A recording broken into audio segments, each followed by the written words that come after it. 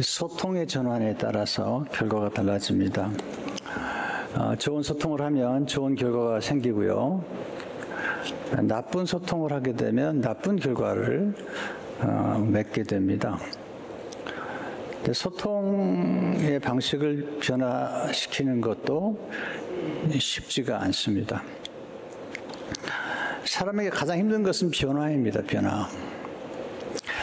자신의 생각과 태도와 소통의 방식을 변화시키는 것은 어려운 것입니다.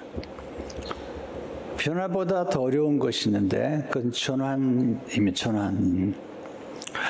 변화는 무엇인가가 달라지는 것입니다. 전환은 조금 더 깊어요. 다른 방향이나 다른 상태로 바뀌는 것입니다. 단순한 변화가 아니라 방향을 바꾸는 거예요. 전환 한 상태에서 다른 상태로 건너가는 것입니다. 이게 차원이 다른 거죠. 전환은 수레가 방향을 돌려 움직인다는 뜻을 가지고 있습니다. 기독교적인 표현으로 말하면 전환은 회개입니다. 회개. 우리 보통 회개 그러면 죄를 깨닫고 고백하는 것으로 생각하는데 조금 더 깊은 의미가 있습니다. 헬라어로 메타노이아라는 말은 방향을 바꾼다라는 뜻입니다. 방향을 바꾸는 회개의 말씀을 가장 잘 보여준 말씀이 데살로니가 전서 1장 9절의 말씀이죠. 내가 어떻게 우상을 버리고 하나님께로 돌아와서 살아계시고 참되신 하나님을 섬기는지와, 그러니까 우상을 버리는 것은 방향을 바꾼 거죠. 하나님께로 방향을 바꾸어서 살아계신 하나님을 섬기는 것. 예수님께서 처음 공생애 때 하신 말씀이 놀라운 말씀이죠. 마태복음 4장 17절에 보면 이때부터 예수께서 비로소 전파하여 이르실 때 회개하라 천국이 가까이 왔느니라 하시더라. 우리는 이렇게 강단에서 회개하세요 그러면 좀 부담스럽지만 회개라는 단어는 굉장히 복된 단어죠. 왜냐하면 우상이 아니라 하나님께로 우리의 삶의 방향을 돌리고 내가 인생의 주인이 아니라 하나님이 나의 주인이 되셔서 나의 삶을 움직이시기 때문에 그때 경험하는 게 천국입니다. 천국은 하나님이 다스리는 나라인데 우리가 다스리지 않고 하나님께 우리 생애를 다스리도록 맡기면 천국을 경험하게 되죠. 그런 면에서 회개가 참 축복이 되는 것입니다. 변화가 어려운데 변화보다 더 중요한 전환을 어떻게 맞이할 수 있을까요? 인간은 보통 모든 사물들은 관성의 법칙에 따라 움직여요. 그래서 늘 같은 방향으로 같은 생각으로 움직일 때 우리는 안전하다고 생각이 되죠. 그래서 익숙한 걸 좋아하고 또 편안한 걸 좋아하고 안정된 걸 좋아합니다. 근데 문제는 좋지 않은 것에도 익숙해지면 거기에 머무르게 된다는 거죠. 집이 더러운데도 그냥 더러운 채로 살면 익숙해져요. 그럼 깨끗한 게 좀 불편해요. 이게 이제 관성의 법칙이라는 건데요. 우리가 말하는 것도 그렇고 삶도 마찬가지죠. 삶에 분명한 전환이 필요해요. 근데 문제는 익숙해지면 그냥 안주하는 경향이 있죠. 출애굽한 이스라엘 백성들이 하나님의 가나안 땅, 정말 새로운 땅으로 인도하시는데 그들은 가나안 땅을 좋아하지 않았습니다. 계속 애굽으로 돌아가자고. 이게 관성의 법칙에 따라서 옛날로 돌아가거나 또는 같은 방향에 머물려고 하는 그런 성향이 우리 인간에게 있습니다. 이런 전환점이 오려면 어떻게 오는가? 커다란 충격이 찾아와야만이 전환이 와요. 누구를 만나든지 아니면 고난이 마든지 갈등이 마든지 이런 엄청난 외부적인 충격이 왔을 때 전환이 경험하는 것입니다. 그래서 오늘 우리가 배우는 첫 번째는 복음을 경험할 때 소통의 전환의 복을 받게 되는데 오네시모가 그런 사람이죠. 오네시모는 빌레몬을 배신하고 빌레몬의 돈을 훔쳐서 도망갔던 사람이죠. 근데 바울을 통해서 예수님을 만났습니다. 복음을 듣고 예수님을 만난 다음에 그의 생애가 완전히 전환되었습니다. 전환되는 것을 어떻게 하십니까? 바울의 편지에서 알 수 있죠. 11절을 보시면 그가 전에는 내게 무익하시나 이제는 나와 내게 유익함으로 이제 놀라운 변화를 가져왔잖아요. 복음의 능력은 회개의 능력입니다. 용서의 능력이고 용서받는 능력이죠. 또 특별히 가치를 부여하는 능력이에요. 복음의 능력은 무한한 가치를 부여하고 가치 있는 존재로 우리를 변화시키는 능력입니다. 겉모습만 변화된 게 아니고 새 창조의 능력이 바로 복음의 능력입니다. 엄청난 거죠. 고린도서 5장 17절을 보게 되면 그런즉 누구든지 그리스도 안에 있으면 새로운 피조물이라 이전 것은 지나갔으니 보라 새 것이 되었도다. 바울이 그런 경험을 했죠. 예수 그리스도를 만나기 전에는 폭행자였고 박해자였고 살인자였는데 예수를 만나면서 완전히 바뀌어버려요. 그래서 예수님을 믿는 사람을 핍박했던 바울이 변화돼서 예수님을 증거하는 전환점을 맞이하게 되죠. 사도행전 9장 20절에서 22절에 보면 즉시로 놀라운 변화죠. 각 회당에서 예수가 하나님의 아들이심을 전파하니 듣는 사람이 다 놀라 말하되 이 사람이 예루살렘에서 이 이름을 부르는 사람을 멸하려던 자가 아니냐. 여기 온 것도 그들을 결박하여 대제사장들에게 끌어가고자 함이 아니하더라. 사울은 힘을 더 얻어 예수를 그리스도라 증거하여 다메섹에 사는 유대인들을 당혹하게 하니라. 이게 놀라운 변화죠. 네, 온전한 전환점을 경험하게 된 거죠. 복음을 거부하던 사람이 복음을 받아들이고 예수를 부인하던 자가 예수를 증거하는 이런 인생의 전환점. 이건 복음만이 가능한 것입니다. 우리 예수님을 정말 영접하고 예수 그리스도의 복음을 받으면 인생은 이렇게 놀라운 변화를 경험하게 되는 것입니다. 두 번째, 복음을 경험할 때 소통하는 방식이 전환됩니다. 그러니까 그 사도 바울이 예수님을 만나고 그리고 이제 성숙히 가면서 그가 말하는 방식이 바뀌어요. 소통하는 방식이 굉장히 중요하잖아요. 또 복음 속에는 우리가 소통하는 변화를 가져올 수밖에 없는 그런 인격적인 변화, 또 예수님을 닮아가는 성품의 변화도 따라오기 때문에 정말 예수님을 경험하게 되면 소통하는 방식도 바뀌고 또 인격과 품격, 또 언어의 품격, 또 대화의 품격, 소통의 품격도 바뀌는 것입니다. 오늘 바울에게서 배울 수 있는 그 전환은 뭐냐면 굉장한 전환인데요. 첫째는 논박에서 경청으로 전환하는 것입니다. 우리는 보통 대화하면 꼭 이기려고 그러잖아요. 그래서 이 논박이라는 것은 무슨 말이냐면 어떤 주장이나 의견에 대해서 잘못된 점을 조리 있게 공격하는 것을 의미해요. 그러니까 아주 조리 있게 공격하는 거죠. 그게 논박하는 건데요. 논박 잘하는 사람들 있죠. 또 논쟁을 잘해서 이기려고 하는 사람들 있잖아요. 근데 사람이 뭐든지 지면 기분이 나쁘거든요. 그러니까 대화의 목적은 이기고 지는 게 아니고 세우고 연결하는 데 있는 거거든요. 자꾸 자기 주장만 주장하고 상대방의 잘못된 점들을 아주 조리 있게 따박따박 논리적으로 그렇게 지적하면 참 어렵죠. 그렇게 대화하는 사람을 누가 좋아하겠습니까?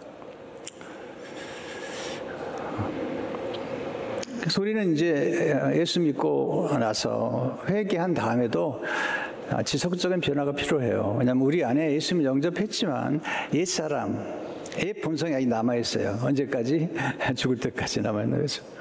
그래서 그 끝없는 그런 영적인 내면의 싸움이 지속되는데 그래서 성령의 도우심과 하나님의 은혜가 필요하고 또 훈련이 필요한 것입니다. 훈련하지 않으면 인간의 죄성의 본성, 또는 동물적인 본성만 남아있게 되기 때문에 아름답지 않습니다. 제일 좋은 방법은 자꾸 이기려고 하지 않고 먼저 잘 경청하는 거죠. 이해하려고 노력하는 것입니다. 빌립보서 1장 5절을 보게 되면 바울이 주 예수와 모든 성도에 대한 내 사랑과 믿음이 있음을 들음이니 들었다. 지혜는 들음에 있습니다. 사람들은 말 잘하는 사람을 좋아할 수도 있겠지만 제가 경험한 것으로는 말 잘하는 사람보다 잘 들어주는 사람,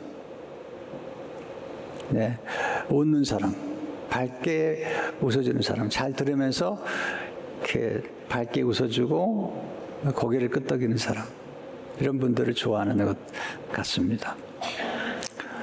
경청할 때 상대방을 잘 이해하게 됩니다. 또 사람을 얻게 되죠. 둘째는 사실 전달에서 의미 전달로 전환하는 것입니다.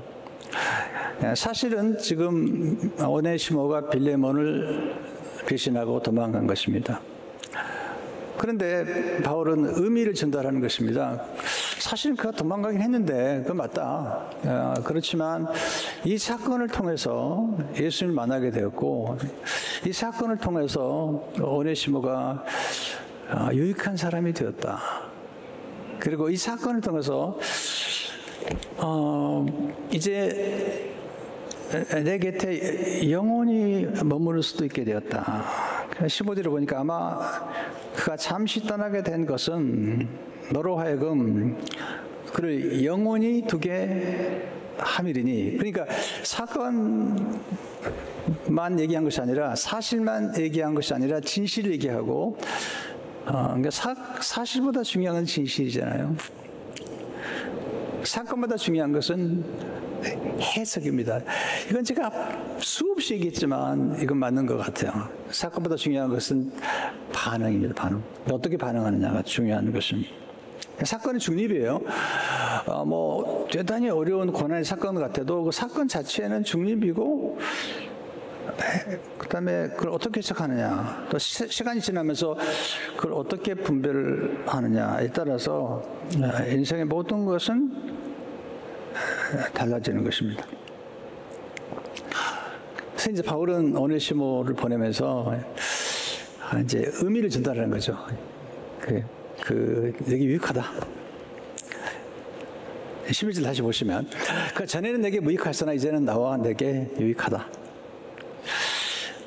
그러니까 지도자가 하는 일이 뭐냐면 의미를 부여하는 거죠. 그리고 내가 잠시 떠났지만 오네시모가 이제 내 곁에 영원히 두려고 하게 된 게 아니겠느냐, 이렇게 이제 의미를 부여하는 것입니다. 셋째는 강요에서 초청으로 전하는 것입니다. 강요.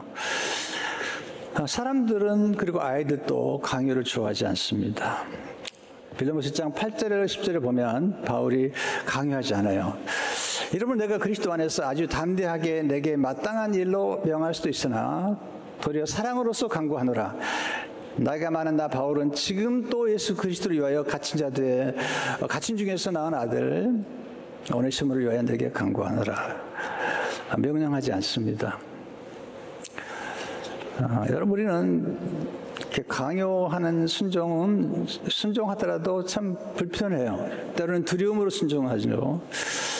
구약에 그렇죠. 구약은 두려움이기 때문에 율법을 따라 살 때도 두려움으로 벌 안 받으려고 순종하는 거죠.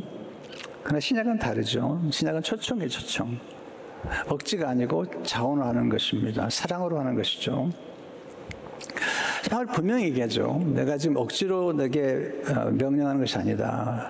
내가 사랑으로 강구하는 것이고, 그 다음에 13절, 14절을 보면 정확하게 표현하고 있죠. 그를 내게 머물러 있게 하여 내 복음을 위하여 갇힌 중에서 내 대신 나를 섬기게 하고자 하나, 다만 내 승낙이 없이는 내가 아무것도 하기를 원하지 아니하노니 이는 너의 선한 일이 억지같이 되지 아니하고 자의로 되게 하자 합니다. 이게 초청하는 거죠. 억지로 하는 거, 그런 건 이제 좋은 게 아니죠. 저도 목회하면서 막 실패를 많이 했습니다. 소통에 실패를 많이 했는데, 이제 좀 내가 들어가면서, 이제 많이 바뀌고 있으면 지금도 부족합니다. 늘 조심하는데요. 일부도 설교를 했는데, 하고 나서, 안 할 말을 했다. 뭐 그런 생각을 좀 했어요. 늘 조심스럽습니다. 근데 예수님을 보면 늘 초청해요. 마태복음 4장 19절에 보면, 나를 말씀하실 때 나를 따라오너라. 내가 늘 사람을 낚는 어부가 되게 하리라. 또 마태복음 11장 18절 19절에 보면 수고하고 무거운 짐이 다 내게로 오라. 내가 너희를 쉬게 하리라. 나의 마음이 온유하고 겸손하니 나의 멍에를 메고 내게 배우라. 그러면 너희 마음이 쉼을 얻으리니. 초청하시잖아요. 또 요한복음 7장 33절 보면 명절 끝나고 큰 날에 예수께서 서서 지르시되 누구든지 목마르거든 내게로 와서 마시라. 나를 믿는 자는 성경 이름과 같이 그 배에서 생수의 강이 흘러나리라 하시니. 예. 똑같은 말도 영어도 보면 이제 뭐 you니까 동동한 것 같지만 그렇지 않습니다. 똑같은 말도 would you, could you, please 이렇게 표현하는 거하고 그냥 just do it 뭐 이렇게 얘기하는 거하고 영어로 했습니다. 근데 못 알아듣을지도 모르겠는데요. 그러니까 막 억지로 얘기하는 것은 강요하는 것은 별로 효과가 없다는 거죠. 세 번째, 정기적인 자아성찰을 통해서 소통의 전환을 훈련하십시오. 누구에게 소통의 전환이 필요할까? 언제 필요할까? 어떻게 전환하면 좋을까? 이게 참 숙제죠. 첫째로, 감정에 쉽게 반응한다면 소통의 전환이 필요해요. 욱한다면, 욱한다. 이건 노력해야 돼. 변화돼야 돼요. 예. 두려움이나 분노나 수치심이나 또는 자존심, 네. 이런 것 때문에 뭐 감정 조절이 안 된다. 그러면은 기도하면서 하나님 저 좀 변화시켜 주십시오. 그리고 훈련을 해야 돼, 훈련. 성경은 거듭 감정을 다스리라는 거죠. 잠언 16장 32절에 보면 노하기를 더디하는 자는 용사보다 낫고 자기 마음을 다스린 자는 성을 빼앗는 자보다 나으니라. 정말 놀라운 지혜의 말씀이고요. 잠언 19장 11절을 보게 되면 노하기를 더디하는 것이 사람의 쓱이요 허물을 용서하는 것이 자기의 영광이니라. 두 번째, 과거에 상처에 매여 있다면 소통의 전환이 필요하죠. 상처가 다 있죠. 그러나 상처도 어떻게 해석하느냐에 따라 다 달라집니다. 네, 상처를 새롭게 해석하면요, 새로운 기억이 탄생되죠. 치유가 돼야 됩니다. 근데 상처를 치유하지 않는다면 자꾸 상처에 매여 되잖아요. 그게 뭐냐면 쓴뿌리가 되는 거죠. 뿌리는 안 보이는 거죠. 이 쓴뿌리 때문에 이게 감춰 있다가 확 튀어나온 거죠. 그 부부싸움하거나 아니면 뭐 이렇게 대화하다가 튀어나오는 게 좋지 않습니다. 자기에게도 좋지 않고요, 남에게도 좋지 않은 거죠. 제가 그런 말 했습니다. 남을 복수하기 위해서 분노하고 그리고 폭력을 바라는 것은 남을 죽이려고 독을 스스로 마시는 것이다. 남을 해치기 전에 자신을 해치는 것이다. 저는 그 얘기가 참 맞다는 생각이 들죠. 히브리서 12장 15절을 보게 되면 너희는 하나님의 은혜에 이르지 못하는 자가 없도록 하고 또 쓴뿌리가 나서 괴롭게 하여. 쓴뿌리 우리 안에 있는 이 눌려있는 상처, 치유되어야 하는 상처과 억압된 감정. 칼 융은 이걸 그림자란 말을 쓰기도 했는데요. 이게 있으면 자기도 괴롭뿐만 아니라 가족도 힘들게 만드는 거죠. 많은 사람이 이런 말면 더럽게 되지 않게 하면. 여러분, 소통의 전환을 통해서 놀라운 기적을 경험하십시오. 여러분, 소통 한번 잘하잖아요. 그럼 한 사람의 생애가 완전히 바뀌어버리고 한 나라가 바뀔 수도 있습니다. 나만 장군 아시죠? 나만 장군이 아람의 장군으로서 큰 용사죠. 근데 나병에 걸렸습니다. 근데 그 집에 그 나만 장군의 여주인을 시종드는 무명의 소녀가 있는데 이 무명의 소녀가 놀라워요. 이 무명의 소녀가 여주인에게 수정을 들어요. 이스라엘에 잡혀왔어요. 잡혀왔는데 태도가 너무 좋은 거예요. 여러분, 그 여주인에게 여종들이 많았을 텐데 그 중에 자기한테 직접 수정되게 한다면 좀 달랐을 거예요. 태도가 다른 거죠. 이 어린 이스라엘에서 왔는데 얘기하는 거죠. 우리나라에 선지자를 만나면 우리 주인께서 나병이 날 것 같은데요. 반드시 낫습니다. 이건 대단한 모험한 거예요. 낫지 않으면 죽는 거죠. 전도하는 거죠. 근데 놀라워요. 그랬더니 그 여주인이 그 소녀를 믿어요. 왜냐하면 얼마나 소녀가 평소에 아름다운 성품을 가지고 긍정적이고 적극적으로 여주인을 섬겼으면, 성심을 다해 섬겼으면 여주인이 그 어린 소녀, 그것도 포로로 잡혀온 소녀 얘기를 듣겠습니까? 그러니까 이게 우리가 머무는 자리에서 어떻게 사냐가 참 중요하다는 생각이 들어요. 더 놀라운 게 있습니다. 이 여주인이 나만 장군으로 얘기를 하잖아요. 나만 장군에게 나만 장군이 또 그 얘기를 들어요. 여러분, 결혼한 분들 분명히 말씀드리지만 아내의 말을 들어서 손해본 거 있어요? 얘기 안 하시는데요. 나만 장군만 받아보세요. 아내의 말을 들어가지고 엘리사를 가잖아요. 나만 장군이 말을 안 들었으면요, 그건 죽는 겁니다. 듣죠. 그래서 이제 갔는데 엘리사에 갔더니 엘리사가 나와보지도 않아요.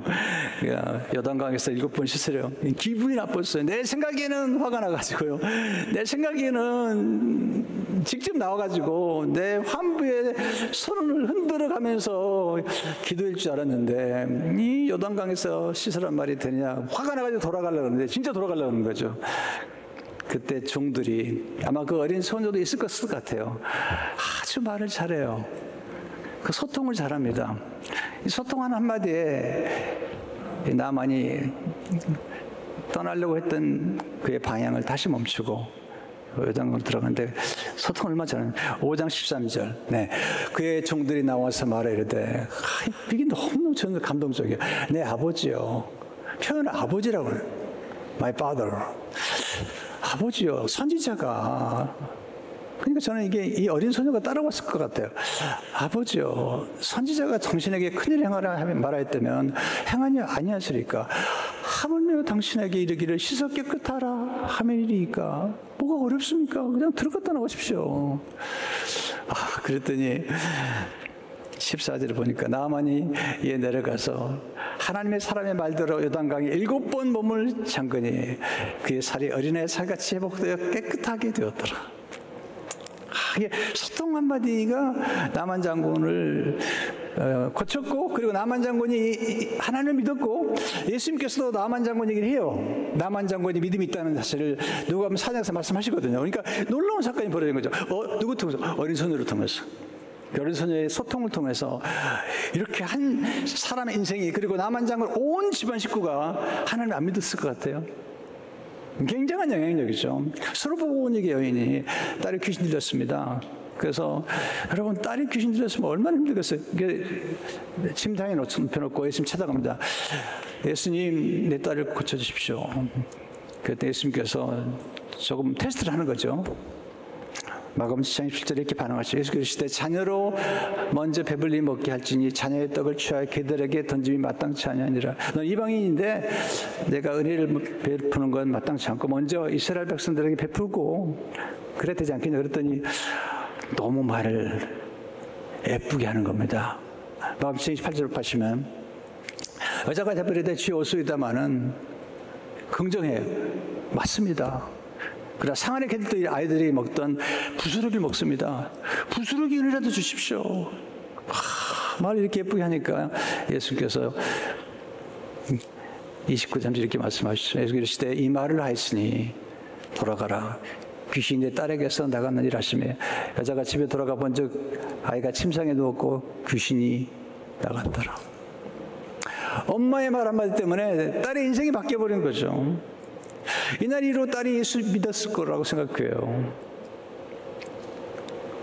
예수님이 하신 말씀, 이 말을 했으니, 말 한마디가 예언의 생애를 바꿔놓는 거잖아요. 그러니까 소통이 이만큼 중요한 것입니다. 조금 바꿔보세요. 소통 방식을. 오늘 말씀 들은 걸 기억하시고요.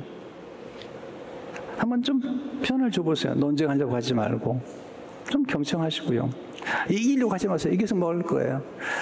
사실 넘어서 좀 진실을 보고 의미를 부여하고, 그리고 강요하지 말고 좀 초청하고, 권위를 부리지 말고 섬기면 이게 가정도 살고 교회도 살고 우리가 살아있는 공동체가 복된 공동체도 될 줄로 믿습니다. 기도하겠습니다.